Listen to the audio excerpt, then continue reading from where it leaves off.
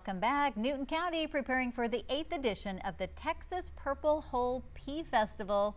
It's a time for you and your family to enjoy the historic Shinkleville Freedom Colony. And today we've got Derwin Daniels with us to tell us more about it. And Derwin, you're a local musician. I understand you're in charge of all the festival's entertainment. That's a big responsibility.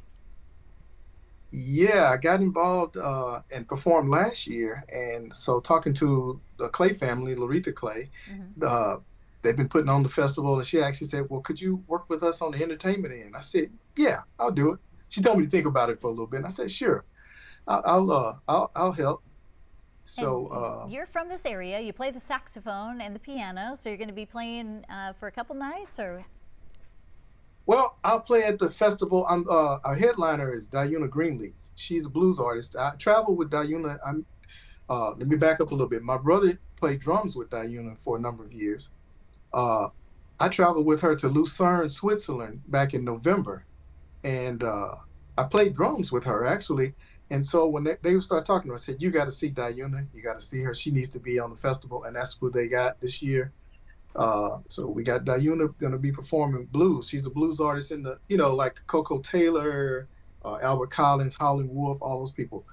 So I'll be just playing saxophone coming up and just playing along with Diana on this show. Yeah, she's a big deal if people don't know, right? Out of the Houston area, and so we want to make sure that we get out and see her. Now, people that have never heard of the Purple Hull Pea Festival, tell us a little bit about what you can expect besides the entertainment.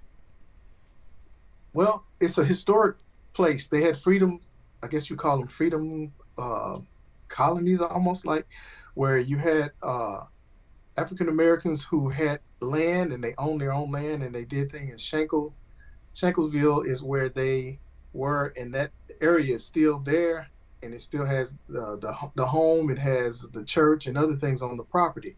So they decided to start doing the Purple Hull Pea Festival because that's where Purple Hull peas come from, right in that area.